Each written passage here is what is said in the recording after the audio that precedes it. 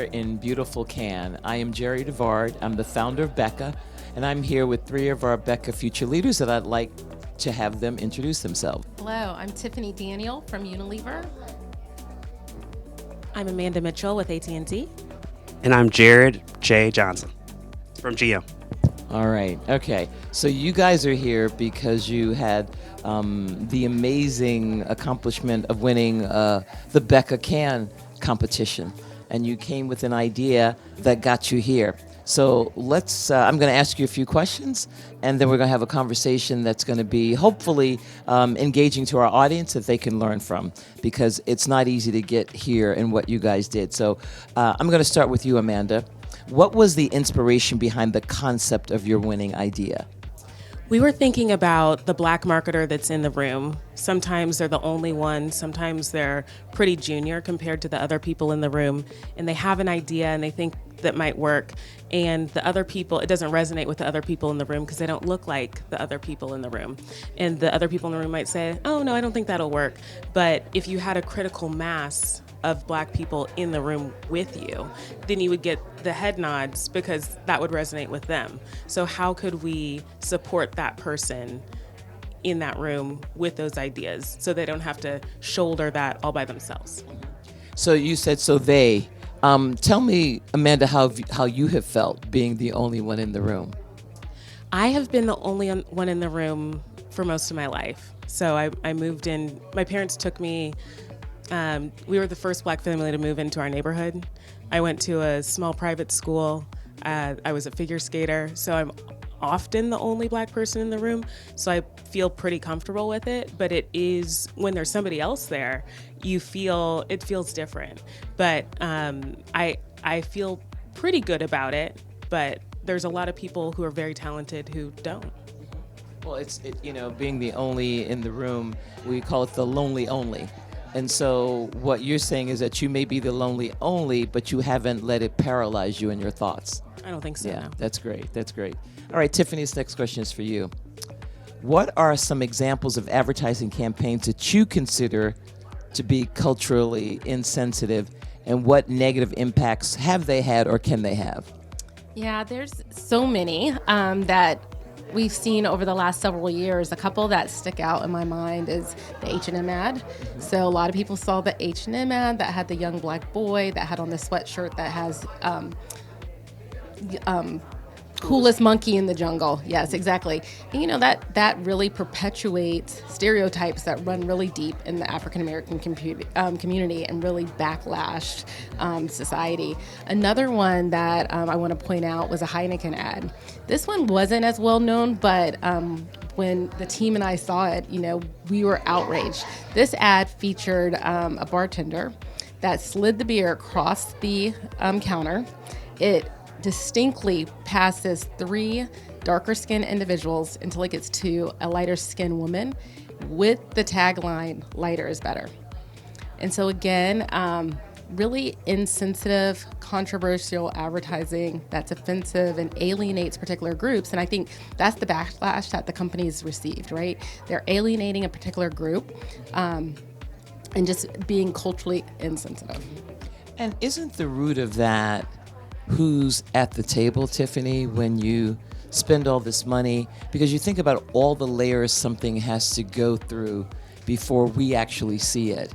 Yes, and I think, what we talk about is, even though the numbers are increasing, slowly but increasing, 7% of Black marketers.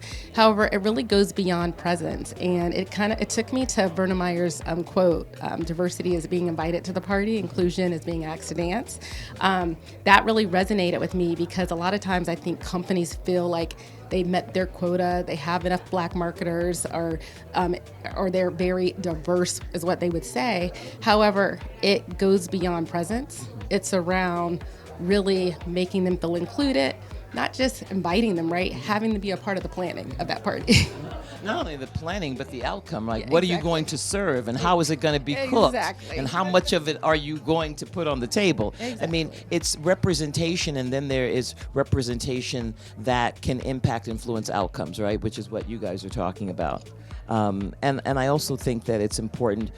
We always talk about when you're in the room and what you can say when you're in the room at certain levels, because sometimes we feel that, oh, I'm not the CEO, CMO, CFO. So I'm actually going to come to you, Jerri, and say, how do you think, what is the best way to use your influence when there is not a chief in front of your name? I think we created this tool or this idea based on the fact that, we aren't chiefs, but there always needs to be a way to communicate. And we find that, of course, everyone follows data.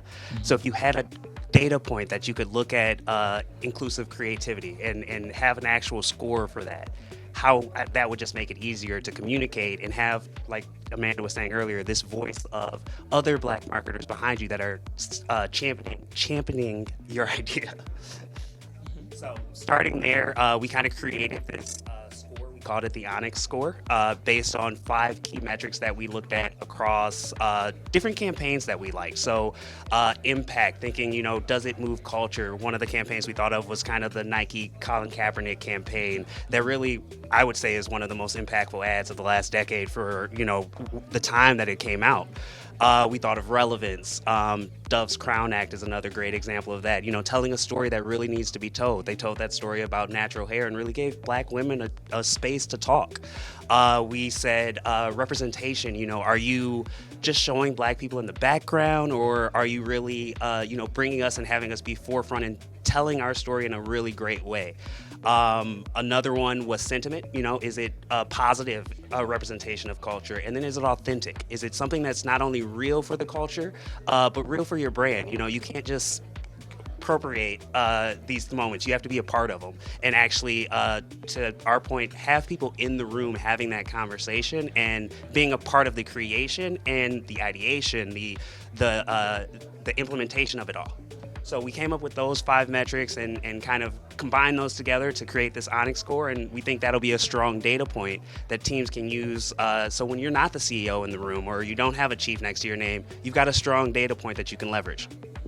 And so, Tiffany, I'm going to come back to you. How do inclusive campaigns outperform less inclusive ones, according to your research? Yeah, several ways. Number one, profitability. And, I laugh because, I think about some pioneers that were from back in the day, like Carol Williams and Tom Burrell.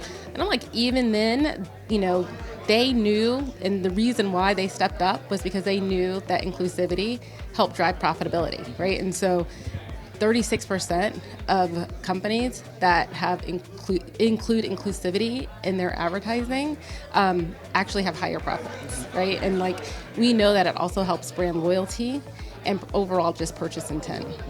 I love the data. I love how you guys really incorporated the problem and then wanted to show what the results would be. Because part of what you're doing is convincing someone, organizations, individuals that there's a better way to do this. And so, which leads me to this question: what role does AI play in Onyx, and how does it enhance and amplify Black talent in the creative process? So what we've created is a hybrid AI experience. So it is Black marketers partnering with AI. So they would look at the creative. They could be anywhere. They don't have to be together. And then the AI would ask them questions about the creative, and when they answer, it would synthesize all of those answers at the same time and translate it into some actionable insights for the client.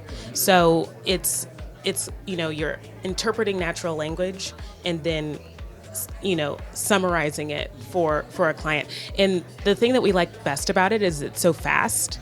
So instead of setting up a focus group that needs to be in person, or it could take weeks, and then you have humans actually analyzing all of that data, you can get something really quick that's gonna help your creative resonate with your audience better and get out and market faster.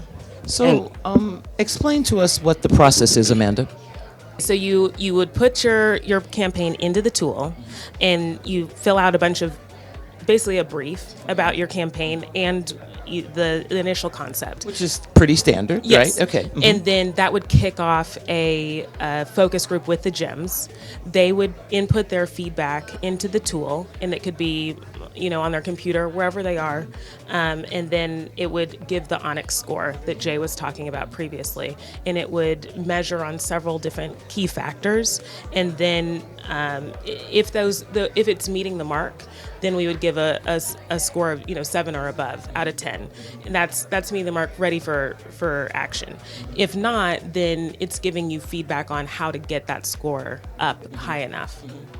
And I guess I would add really quick that, how Amanda is describing it is kind of our phase one approach. As we start to have more campaigns be added into the system, the thought is that we'll be training our secondary AI tool, I'll call it, to be able to kind of get those inputs I won't say without the gyms, but in tandem with the gyms. So leveraging AI to train that tool, it'll give a score, and then we'll have the gyms follow up and provide a secondary score.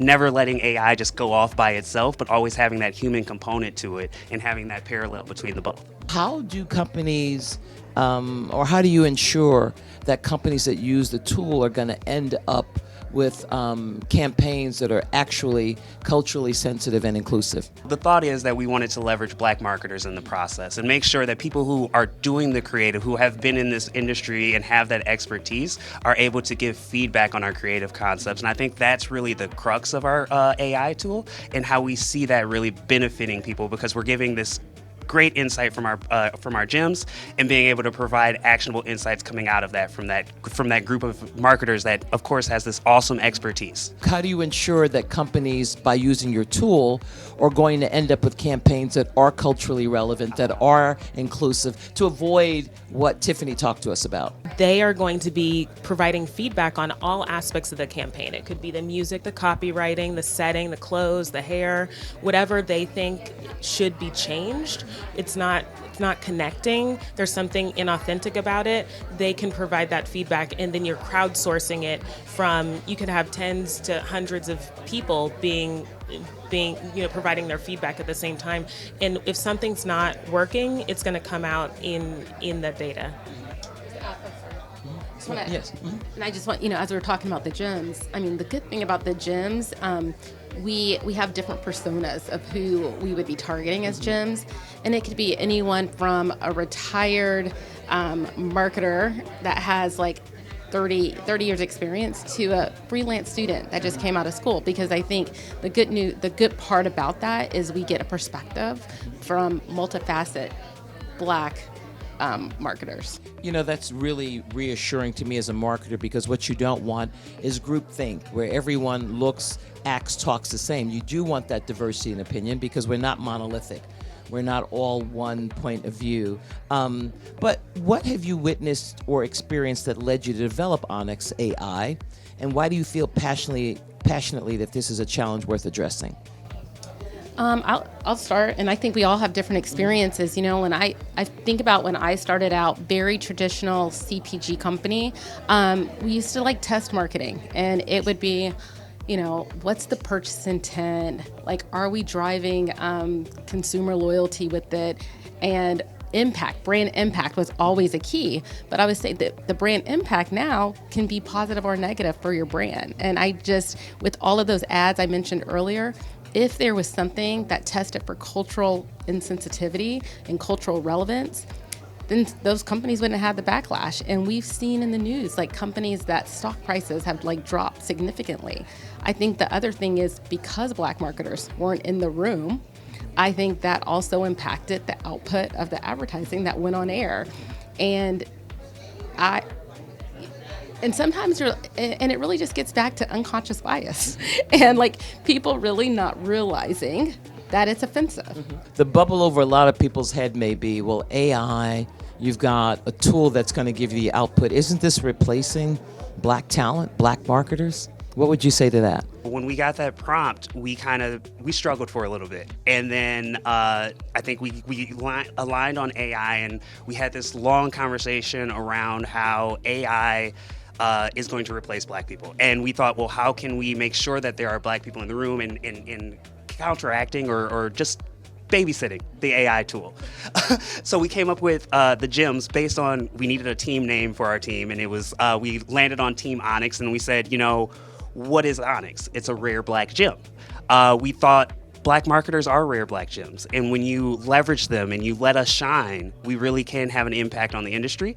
So that's really where kind of the concept and idea of Onyx AI started. What we keep seeing in the news is that people are using AI and they're training their AI with copyrighted data. So then whatever that AI produces, there's, several lawsuits out where people are saying, I own whatever it produced, because I owned the original copyrighted material. And so the reason we're thinking about the gyms and how they couldn't be replaced is because you need them to feed into your data. There's not a free source of data that you can just grab and train your AI with. So it can't go off on its own. You still have to add that human intuition and creativity into it to get it to give you something else. So the humans will always be part of it because the machines aren't quite smart enough to do it on their own. I think the best analogy I heard was that AI is kind of like a summer intern, eager, smart, can gather a lot of information, but still needs, someone with experience to utilize and leverage what they've come up with. Let's say we're a few years into the future. Your idea is launched, gone to market, and it's going well. Now what? Where do you take it from here? I think there's a lot of different ways we can take it. We've always thought about it from the company standpoint, or the GM, the Unilevers, how we can leverage it, or the AT&Ts, how we can leverage it to make sure that our campaigns aren't missing the mark. But there's also the other side of just creative agencies and black talent being able to leverage it to prove out that, hey, when it comes to this segment of creativity and making sure that we are leveraging black talent, we do it best. And this score proves that, we are the best inclusive creatives. And then also we love the fact that the thought is that at the end, once we have this tool up and running, we'll start to throw out black papers, as we call them, that'll start to give insights on not only the impact of your team structure. One of the inputs that we want when we get to that early briefing stage is, what is your team makeup? And does that impact the fact that your score is a 5 or a 7 on the Onyx score basis or not? So you can start to compare against the Onyx score and really start to understand, am I hitting the mark? Yeah, I want to add to that. Being here at Cannes was a turning point in this idea for me, because we listened to an interview yesterday, and I don't think it clicked how much we fight for dollars from a media standpoint to target specifically the black guest, the black consumer. I'm talking target language now. The black consumer. And so I think, to Jay's point, I think having agencies have this as a tool for them to be able to go to companies to really help prove out why they need their specific piece of the pie, I think is even more critical than our original idea that we came out. So I think it just expands and broadens what we originally even came up with. Cannes has definitely expanded our ideas, because we started here, we got here, and now it's we've been interacting, and it's oh my gosh, there's so much more we can do. Right. And so two questions I have. One is, what role do you think BECA has played in the development of this idea and your thinking about this? And the second one is, how do we kick this off? If you were talking to our audience, tell us what you need to make this work. So let's start with the first one. So I'll start with the first one, and I'll pass it. How BECA has influenced, I think, Jerri, just seeing people like you who you saw a problem, like the fact that there's not a lot of black CMOs. How do we not only rally together to solve problems as a whole, but then pay it forward to young generations like ourselves? I think just seeing that and seeing Sharon say, there's a problem, and I'm gonna solve it, and I'm not gonna sit back and let someone else try to figure it out. I'm gonna do it. I think that has inspired, all of us, especially as it relates to this idea, because we see this problem, and I think it just makes it very attainable for us and unapologetic that we want to go out and do something like this. I would say BECA has been absolutely pivotal in the idea, and then also dangling the can trip at the end of it. It really helped spur creativity. That was some good motivation. and velocity. And obviously I wouldn't know Jay or Tiffany if I hadn't been part of BECA. And then on top of that, all of the, the BECA members that have helped groom the idea. We've met with other future leaders from the previous class that have helped us grow the idea. So the idea would not be here if not for BECA. It's not like the idea was waiting to be discovered and then, and we uncovered it. It was literally born out of our BECA relationships. Yeah, I guess I'll add, I think BECA has the 4 pillars: elevate, share, pay it forward, and learn. I think the pay it forward aspect of BECA is like prominent everywhere. I think all of the C-suite members do a tremendous job of just giving insights. One-on-ones with our mentors, all of the sessions that we have always are like pushing our mindset and pushing what we think about. And I think the cool part about it is you're not only paying it forward, but you're really creating this network. Like BECA's creating this network. Like Amanda said, I wouldn't meet these 2 people. And I think there's as Tiffany said, there's 7% of us in marketing.